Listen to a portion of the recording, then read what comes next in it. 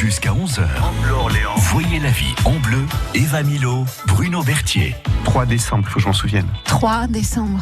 Je vais noter parce que je ne vais pas me souvenir. Ah, c'est ça, vous êtes obligé de noter. Ouais. Vous n'avez pas de mémoire. Non. Elisabeth Greffier, bonjour. Bonjour Elisabeth. Bonjour à tous les auditeurs. Vous êtes hypnothérapeute au Centre régional d'hypnothérapie d'Orléans.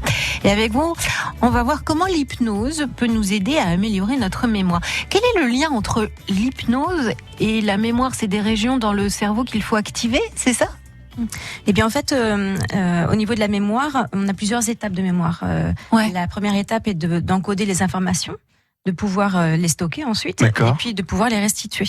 D'accord. Et quand on est par exemple fatigué ou quand on est en stress, bien on va avoir des difficultés à faire rentrer les informations et puis à les ressortir au moment venu. Par exemple, si on est paniqué devant la feuille d'examen, devant l'examinateur, eh bien on va plus pouvoir accéder à notre mémoire. C'est là qu'on se dit, on a entendu ça, c'est rentré c'est rentré par une oreille, c'est ressorti par l'autre. Voilà, C'est un la petit concentration, peu ça. c'est quelque chose qu'on peut améliorer aussi avec l'auto-hypnose ou D'accord. l'hypnose. Ou le stress, c'est-à-dire on oublie tout d'un coup, quoi. Voilà, tout à fait. Donc l'hypnose va agir sur les émotions comme le stress, l'angoisse. Donc c'est sur les émotions, c'est pas sur la région où on stocke, où on travaille notre mémoire dans le cerveau. Oui, alors dans le cerveau, ça peut être un peu complexe. Donc il y a certaines zones qui sont vraiment en relation, d'autres en relation plus indirecte.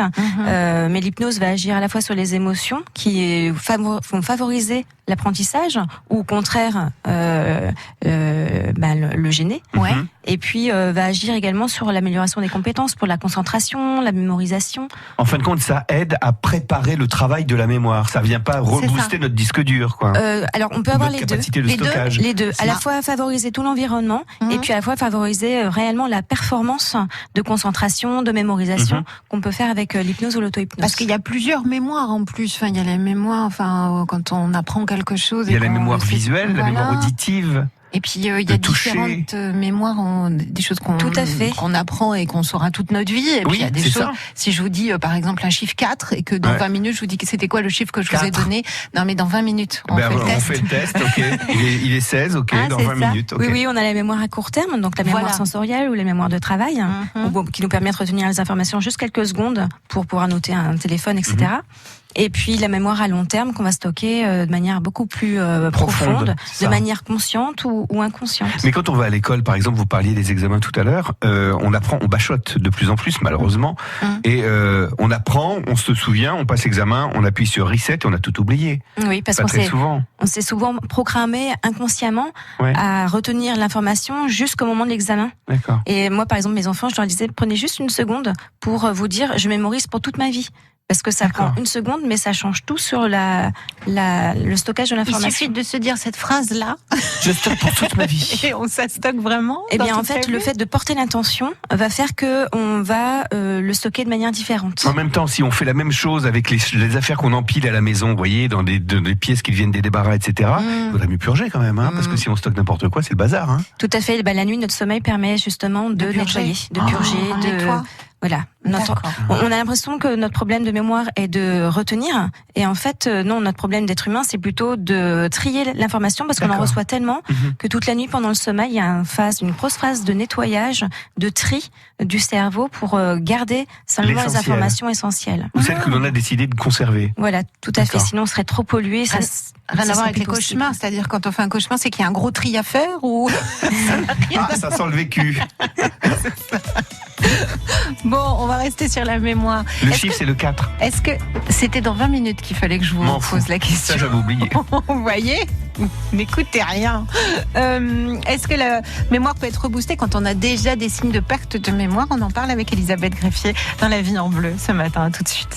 9h-11h, c'est la vie en bleu.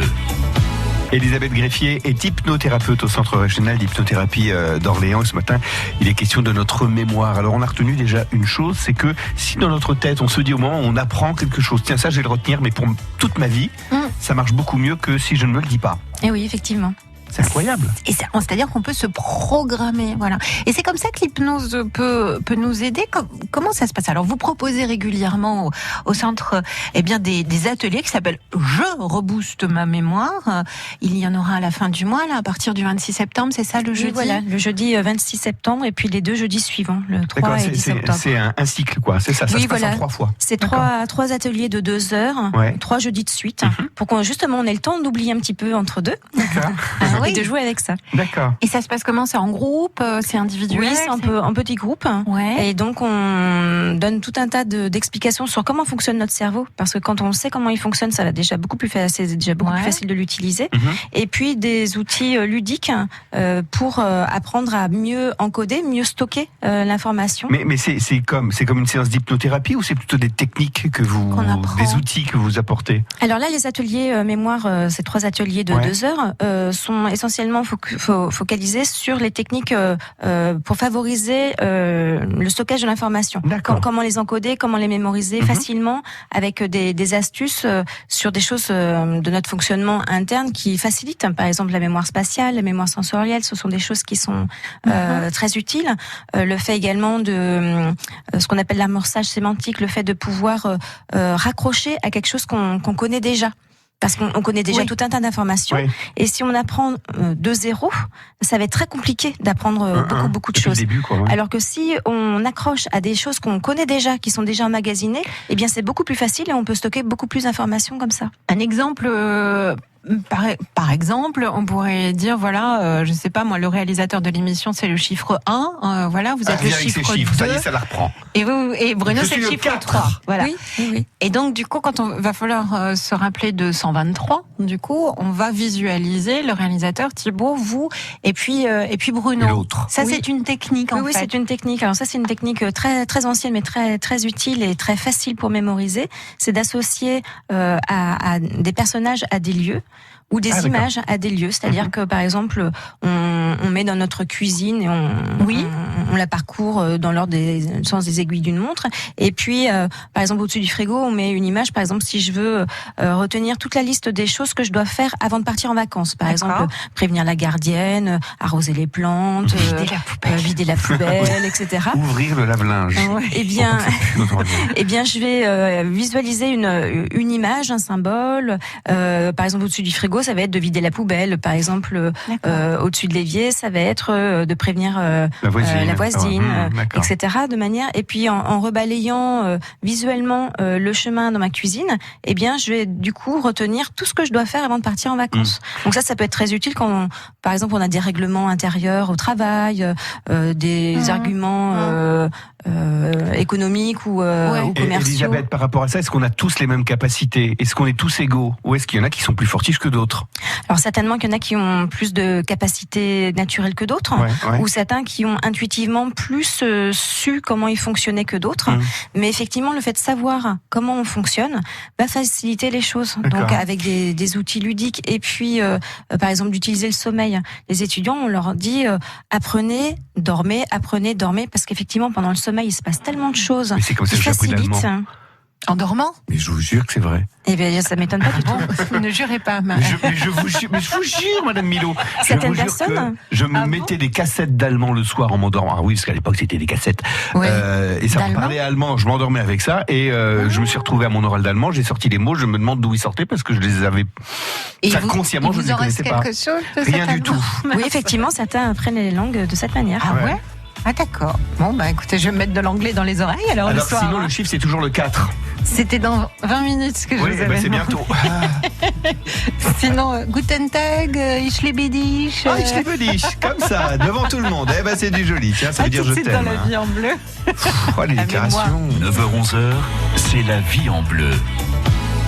Si vous pensez que votre mémoire est en train de décliner, si vous êtes étudiant aussi, que vous avez besoin de rebooster votre mémoire, on a peut-être des solutions avec vous grâce à l'hypnothérapie. On en parle ce matin dans La Vie en Bleu. En Bleu Orléans, la vie en bleu.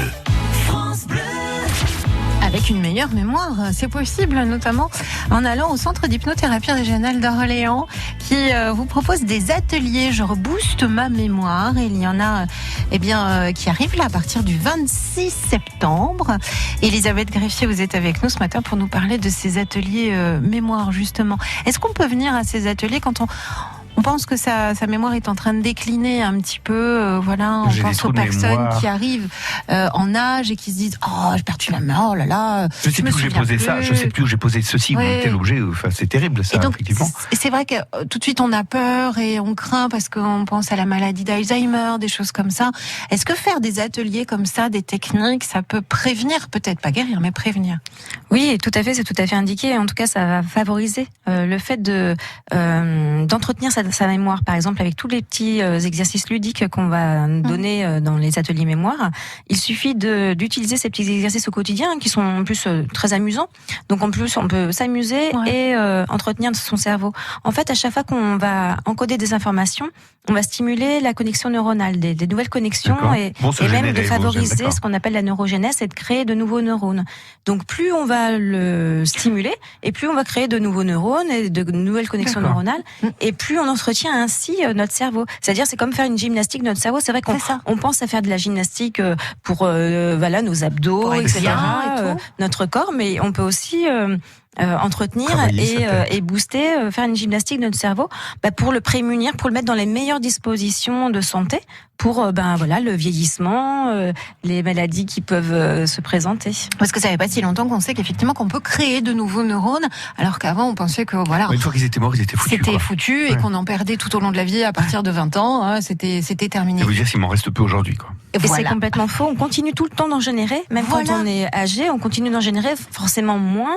On en génère moins tous les jours, on en génère beaucoup moins quand on est plus âgé que quand on est jeune, mais on continue d'en générer quand même. C'est ça. C'est quand même une sacrée bonne nouvelle. C'est bien ça. Mais du coup, il faut muscler, son cerveau en fait.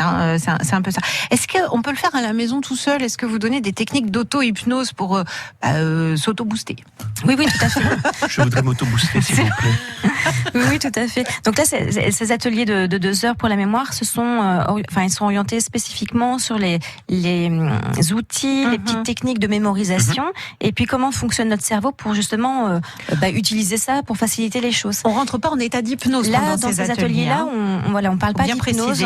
On parle pas d'hypnose. C'est vraiment les ateliers de toutes les comment utiliser sa mémoire spatiale, les techniques qui vont faciliter les choses, et puis la compréhension, le sommeil, etc.